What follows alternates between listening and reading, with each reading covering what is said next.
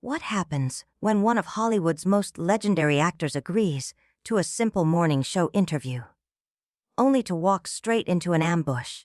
You're about to find out. And trust me, you won't want to miss a second of what unfolds next. This isn't just an interview. It's a full-blown confrontation. So hit that subscribe button and let me know in the comments what you think really fueled this attack. Because what you're about to witness will make you question everything you thought you knew about morning television. It started like any other media stop. The studio lights blazed as Harrison Ford settled into the familiar guest chair across from George Stephanopoulos. A seasoned pro, Ford had done this dance 100 times. Plug the movie, crack a few jokes, talk about Han Solo or Indy, and be out the door in 10 minutes. But the moment the cameras rolled, something felt off. "Great to have you back on Good Morning America, Harrison," George began, his signature grin looking more like a mask than a welcome. "Your new film looks incredible. But before we dive into that, there's something else I'm curious about." Ford cocked an eyebrow. That wasn't the plan. This was supposed to be about the film, not whatever curveball was coming next. "Sure, George." "Shoot. I came across some financial records," George said, suddenly shifting into his old political journalist tone. "Specifically from your production company. Can you explain why it received a substantial tax break last year, while you publicly supported raising taxes on the wealthy?" The question hit like a sucker punch. Ford's expression shifted from puzzled to pissed in seconds. This wasn't in the pre-interview. This wasn't what his publicist had signed off on. "I thought we were here to talk about the movie," Ford replied, his voice steady but sharpening. "I don't handle the accounting. I make films." But George wasn't letting go. If anything, he was energized by the friction. "Come on, Harrison. You can't tell me you didn't know about a 6-figure tax incentive. That's not exactly pocket change." Ford's famous growl crept in, low, deliberate, unmistakable. "What exactly are you implying here?" George smiled wider, leaning in like a predator. "I'm not implying anything. I'm asking why there's a contradiction between your public statements and your private financial choices. Don't you think the American people deserve some transparency?" The audience, who moments earlier had been buzzing about seeing a screen icon in person, fell silent. Even the crew sensed something was spiraling. Ford shifted, visibly weighing his next words. "I came here in good faith to talk about a project I care about. If this is some kind of gotcha journalism stunt, maybe you should have been honest about that instead of blindsiding me on live television." "Gotcha journalism," George echoed with mock offense. "I'm just doing my job. Fair questions come with the territory, especially for public figures." Ford let out a short, bitter laugh. "Fair questions? You're digging through financial records with no context and calling it journalism. How about giving me a heads up instead of springing it mid-interview to humiliate me for ratings?" Tension crackled in the air. George theatrically shuffled his papers, milking the discomfort. "Harrison, I think you're being defensive. These aren't personal attacks. They're legitimate questions about public figures and their responsibilities. If there's nothing to hide, why not just answer?" Ford's jaw clenched. "I'm not being defensive. I'm being set up, and we both know it. This wasn't an interview. It's a hit job." George's expression tightened, his performative calm beginning to crack. "Sorry if holding celebrities accountable feels like a hit job, but that's exactly the kind of privileged attitude Americans are tired of hearing from Hollywood elites." That phrase, Hollywood elites, hit like a slap. Ford leaned forward, his voice low and dangerous. "Hollywood elites. That's interesting, George. Tell me, what makes me more elite than a former presidential advisor turned millionaire TV host who sits here asking loaded questions to manufacture outrage?" Now George was on the defensive. He leaned back, trying to regroup.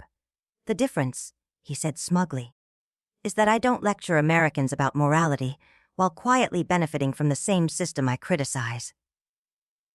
And what system would that be? Ford shot back. The system where accountants handle legal business filings while I make films.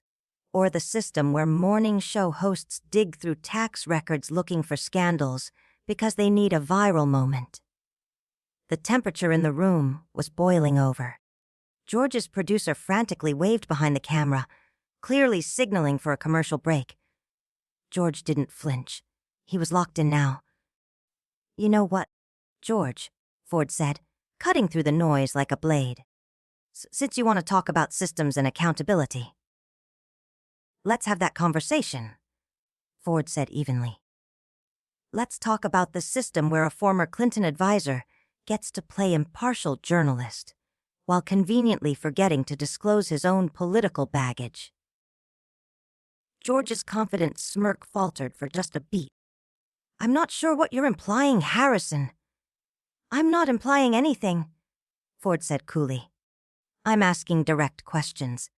Isn't that what journalists do?" He leaned forward, voice steady. "When you interview politicians, do you tell your audience about your past ties to them, the dinners, the fundraisers, the personal favors? Or do you pretend those relationships don't exist while selling objectivity to the public?" The studio fell into an eerie hush. George shifted in his seat, his polished composure cracking ever so slightly. "My background is well known, Harrison," he said defensively. "I've never hidden that I worked in politics before moving into journalism." "Worked in politics?" Ford echoed, letting out a dry chuckle. "That's a delicate way to phrase it. You weren't just around politics. You were neck deep in partisan warfare, shaping narratives, pulling strings. And now you sit behind a desk pretending to be Switzerland." He paused, his tone sharp as glass. "At least when I play a role, the audience knows it's fiction." George's face began to redden. "I resent the suggestion that I'm not a legitimate journalist. I've won awards." Ford cut in. "From whom?" "From the same media echo chamber you're a part of. The same people who rotate through the same panels, toast at the same galas, and pat each other on the back for their so-called neutrality."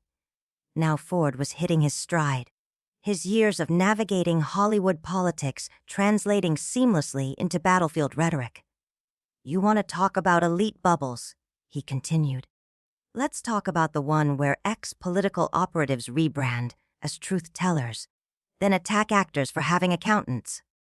"This is ridiculous," George snapped. His tone was rising, and so was his temperature. "We're not here to talk about me. You've got questions to answer about your finances." "No, George," Ford said, his voice icy calm. "We're here because you thought you could score a ratings moment by ambushing me. But since you brought up finances, let's talk about yours." George blinked. "How much does Disney pay you? How much do you pull in from speaking gigs? And how many of those gigs are with groups who benefit from your White House connections?" George's mouth opened, but no words came out. Ford pressed. "That's completely different?" George stammered. "My financial records are transparent and ethical?" "Transparent?" Ford scoffed. "To whom?" "Your bosses. Your booking agent. When's the last time you told your viewers how much you earn? When's the last time you disclosed a conflict of interest before interviewing a friend from your political past?" He leaned forward again. "You want to preach transparency. Start with yourself." The studio lights now seemed hotter than ever. Sweat beaded on George's brow. "This is deflection," he said, his voice faltering. "You're dodging accountability. My actions." Ford's voice rose, measured but intense. "You mean operating a legal production company, hiring experts to navigate the tax code, just like every major studio does. That's what this is about. It's about integrity." George shot back, but the conviction in his voice was wavering. Ford stared at him, unblinking. "Integrity," he repeated. "That's rich. From someone who spent years spinning talking points in the West Wing and now spins headlines for television executives." You want to accuse me of hypocrisy while running a hit job based on cherry-picked financials. Ford shook his head. That's not journalism. That's character assassination. George tried to shift the tone. Harrison, you're overreacting. These are standard questions any public figure should be prepared to answer. Standard questions. Ford's tone turned scathing. Standard is asking about my films, my work, my thoughts on the industry. What you're doing, digging through private documents, ambushing me on live TV, that's not journalism, that's stalking. And if you weren't hiding behind a press badge, it'd be a criminal matter. The words landed like a slap. George's color drained. How dare you suggest I've done anything illegal? He snapped. Everything here was obtained through proper channels. Proper channels, Ford said with venom. Is that what you call it when you dig through a guest's personal records to construct a trap? When you turn a studio into a courtroom and yourself into judge, jury, and executioner? If that's journalism, then journalism is dead. George was visibly unraveling now, trying to salvage the interview. I don't have to sit here and be insulted. Actually, George, you do, Ford said, voice cold as steel. You orchestrated this. You wanted a fight. So let's fight.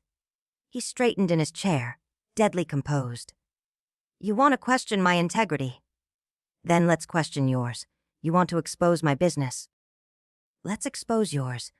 You want to lecture me about responsibility to the public? He paused. Then let's talk about your responsibility. To tell the truth. Not to manufacture scandals. The audience was frozen, breathless. This wasn't just an interview gone sideways.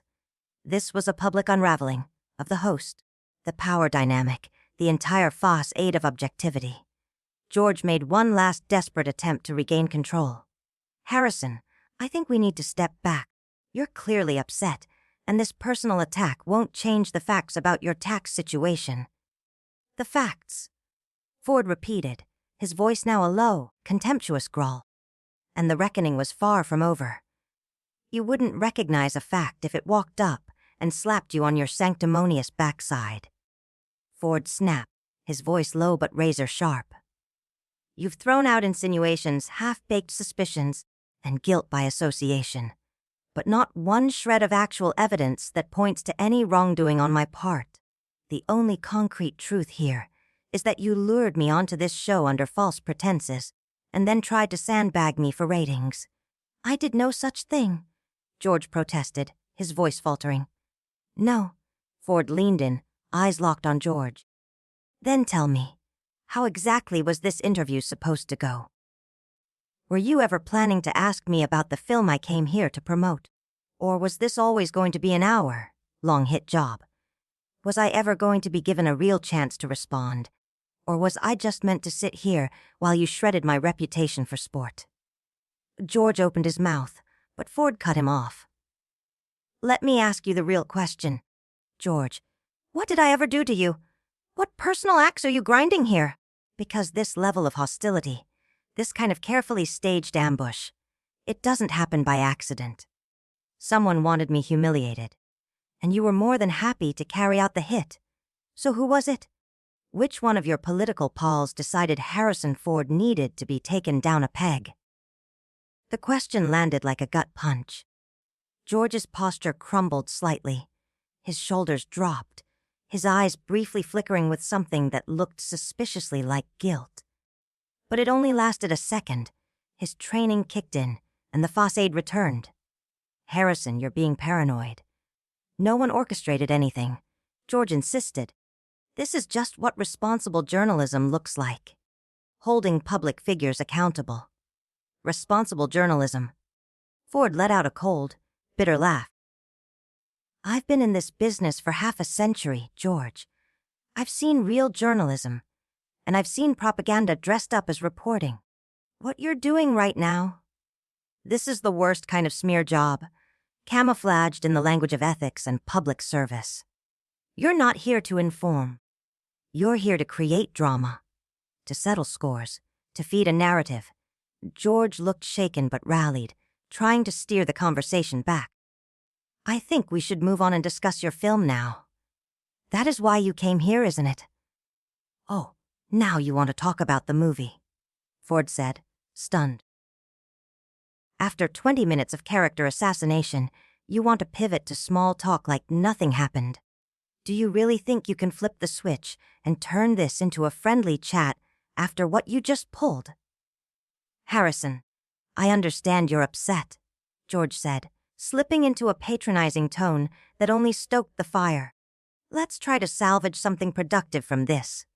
That was it. Ford leaned forward, his eyes burning. You want to salvage something, George? Fine. Let's salvage the truth. Let people see this interview for what it is. A textbook example of what's gone wrong with modern media. You've turned news into theater, journalism into ambush, and truth into whatever suits your purpose. And now you want to pretend it's all above board. George snapped. You're an actor, Harrison. You pretend for a living. What would you know about the responsibilities of a real journalist? The insult hit like gasoline on open flame. Ford's voice dropped, but every word carried weight.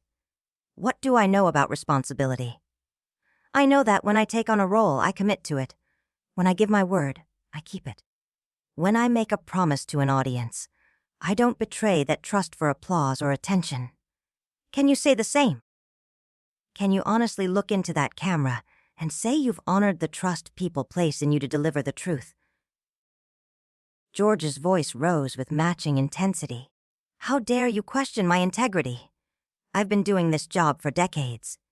I've interviewed presidents, world leaders, and yes, self-important actors who think their fame gives them moral authority over everyone else while they sit in mansions far removed from the real world. There it is, Ford said quietly, almost smiling now. There's the real George Stephanopoulos, not the unbiased journalist, not the truth seeker, just another bitter partisan who can't stand when someone from Hollywood doesn't march in lockstep with your worldview. This was never about facts, or ethics, or tax records. This was about punishment. You set out to shame someone who thinks differently than you, and now you're upset that I didn't sit here and take it. George's face was beet red now, sweat glistening under the unforgiving studio lights. You don't know what you're talking about, he began. Don't I? Ford cut in, voice unyielding. Then tell me this, George. Why the sudden obsession with my tax records? Why me? Why not any of the other celebrities with similar arrangements? Why not the ones with entire shell companies and offshore trusts? George faltered. I? Explain why I got ambushed on live television, Ford pressed. Explain why this interview turned into an interrogation. What makes me so special, George? George opened his mouth again, but no words came. The silence was excruciating. The whole studio seemed to hold its breath. Ford wasn't done. I'll tell you what makes me special, he said, leaning forward. I've spoken out. I've criticized the people you protect. I've used my platform to challenge the narratives you cling to. And instead of engaging with ideas, you chose to try to smear me, to twist ordinary business dealings into scandal. Because that's easier than addressing the truth. That's not true, George mumbled, but the conviction was gone from his voice. Isn't it? Ford's intensity snapped back like a coiled whip. Then why didn't you reach out to my team? Why not ask for clarification before blindsiding me in front of millions? Why not do the work, George? He let the question hang before answering it himself. Because you didn't want the truth. You wanted blood. The studio was stone silent. Even the camera crew had frozen, riveted by the implosion unfolding on live TV. George finally snapped, reaching for control. Harrison, you need to calm down. You're embarrassing yourself. Ford stood, slowly, with the weight of a man who'd had enough. Embarrassing myself? He said, voice now calm and cold. No, George. The only embarrassment here is what you've done to journalism. You've turned it into theater, a weapon. And today, you tried to use it on me. George's voice cracked. Security. Can we get security out here? That did it. Ford's face twisted in disbelief. Security? He echoed, taking a step back. Because I defended myself. Because I wouldn't sit here and let you tear me down. The crew looked stunned. Security guards appeared at the edge of the set, unsure what they were walking into. Ford turned to them, disgusted. Don't worry, fellas. I'm leaving. I wouldn't waste another second in this farce. He removed his mic, but just as he reached the edge of the set, George called after him. One last desperate attempt to regain the narrative. You can walk away, Harrison, but the questions remain. Your finances still need answers. Ford stopped, turned. One final time, no, George. The only question that needs answering is how someone like you ever got to represent journalism. And maybe one day, someone with actual integrity will explain how this mess was allowed to happen. And with that, he walked off. The audience sat in stunned silence. George remained frozen at his desk, the carefully controlled persona now in shambles. The cameras rolled, the silence grew louder, and the only sound left was the echo of Harrison Ford's footsteps, fading behind the set. A moment meant for morning fluff had become one of the most jaw-dropping confrontations in television history. So what do you think? Was this about accountability or revenge? Was George exposing corruption or orchestrating a takedown? Let me know in the comments. And don't forget to subscribe for more unbelievable moments just like this.